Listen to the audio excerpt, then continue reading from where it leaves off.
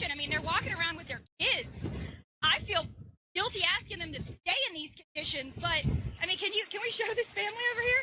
I mean, these kids are running around like it's a day at the beach. Let's see if we can talk to them, because these are not conditions that I feel like anybody should be in. But here, I mean, Kate, that's how quickly the ground gets dry. Hey, excuse me, sir. Can I ask you a quick question? We're on the air with CNN. I'm just curious how concerned you are for these conditions for you guys to just kind of be wandering around and checking out the scene right now. Well, we're just staying here in the hotel and popped out for a second, but things, feel for the moment are safe right here, but you can tell it's very dangerous out there. So trying to just see what's going on, and the storm seems to have passed, but it's still pretty violent, as you can see. So yeah, they're saying these floodwaters could continue to rise with high tide. Expected to come. So what led you all to check into this hotel? Were you trying to get away from somewhere else? Yeah, so we're in town locally, but we just wanted to get away from any damage that could happen to the house and tornadoes, so we felt safer in the hotel here. So kind of why we came down. Are you aware of the condition of your home now? Yes, power's out, home's in good condition, thankfully, and so hopefully when this all goes away, the bridge is open, we can head home.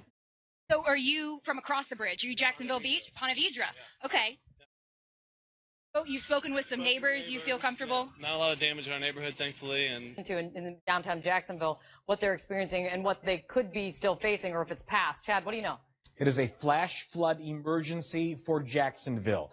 We have never seen levels like this in downtown Jacksonville as long as they've been keeping records, since the 1800s. So this is how bad it was. Worse than 1964, the old record, Hurricane Dora. The winds have come onshore all night long. Onshore, onshore, onshore. And what she just felt was a 54-mile-per-hour gust. But now the winds have shifted, and they are coming up from the south, pushing the St. Johns River out of the estuaries and into Jacksonville, and the water can't get out yet. So that's why the water is rising so fast where she is.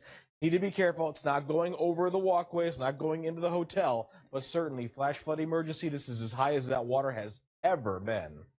And Chad, as you said, the water can't get past Jacksonville. Got to go into Jacksonville. Right.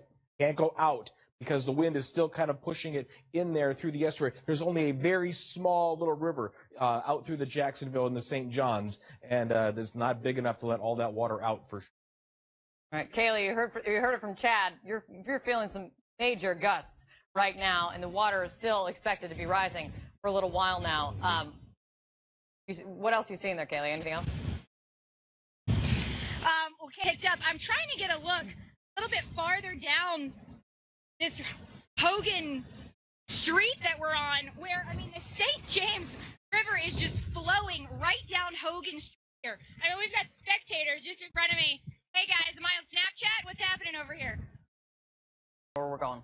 Yeah, all this water here in the St. Johns is now moving back out, or trying to move back out. Then you see how skinny the St. Johns River is all the way out here to, this will be Jacksonville Beach, Fernandina Beach up here, the Concord d'Elegance up there every spring break that my son and I go to. But the water is funneling right in here into downtown Jacksonville, and that's where the significant flooding is happening, right there at that choke point where the water just can't get out into the ocean fast enough. That's in Florida. Savannah's feeling effects. Charleston, South Carolina feeling effects. Atlanta set to feel some effects as well. Chad's sticking with it. We'll be back to this, of course. Continue on this as this storm slowly marches forward. This monster called Irma coming up for us. These homes like this, or? I was actually expecting to come home and see nothing. I thought it would all be torn up. So I guess they always say, we bit a bullet. So, yeah. Thank you so much, Gary. I'm going to let you go ahead and look at your own home if you want to, so you can check it out there. Good luck, and I hope everything's all right. This stuff may not be over. We may see more of it rip, and then you come to things like this. Now, we knocked on this door at this home to see if anyone was here, but there is not much left. There's broken glass. This a sunport. What's really interesting is that some of the furniture has yet to move, and yet this entire house has just been ripped off the frame. It looks almost like a can opener came and just opened up this house here. The car is still there. Again, we knocked on the door to see if home. This is a senior community. This is a 55 and is Will Hutt, who chose to ride out the storm in that city where there were a lot of evacuations, mandatory evacuations in some zones. Will, let's start with the now and work backwards. Give me a sense of how you are right now and what you see outside your window. How much damage is there? Well, for us, we got lucky. We just lost some shingles and some screens from our back porch, as well as the hurricane shutters blew off on some of the windows. The water has drained that was out in the street, but mostly what I see when I look down the street is a lot of large trees and a lot of debris from now. The destruction, what was left behind by Hurricane Irma, and now Tropical Storm Irma is not done yet, moving up the coast. CNN Special Live coverage continues right after this.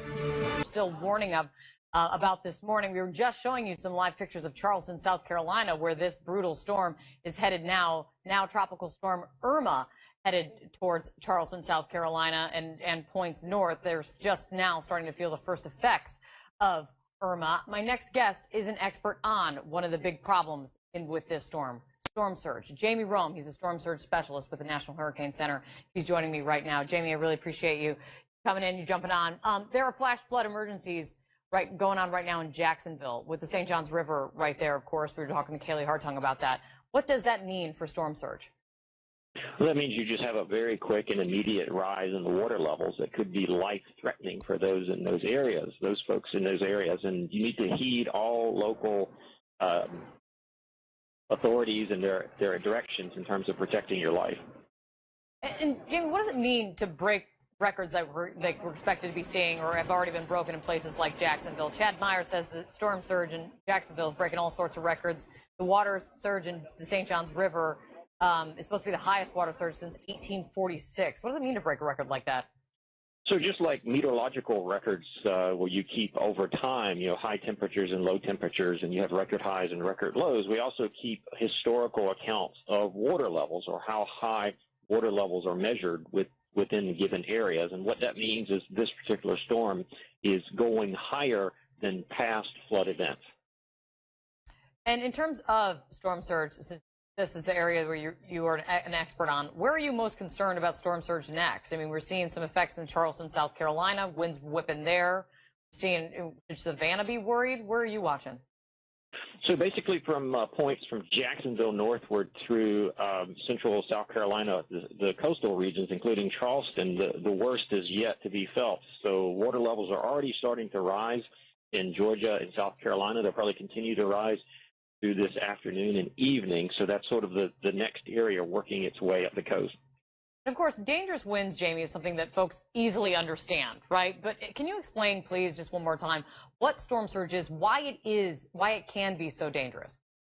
So basically what happens is when you have a big storm, be it a hurricane or a winter storm, and you have strong winds, and the winds press across the ocean and push it towards the land. As the water hits the land, it has nowhere to go but up and over the land and inundate or wet, normally dry areas. Jamie Rome, an expert on this, watching this with us from the National Hurricane Center. Jamie, I really appreciate you jumping on our special coverage of Irma, the destruction that she's left in her path, where she is headed now as a tropical storm. Our special coverage continues ahead.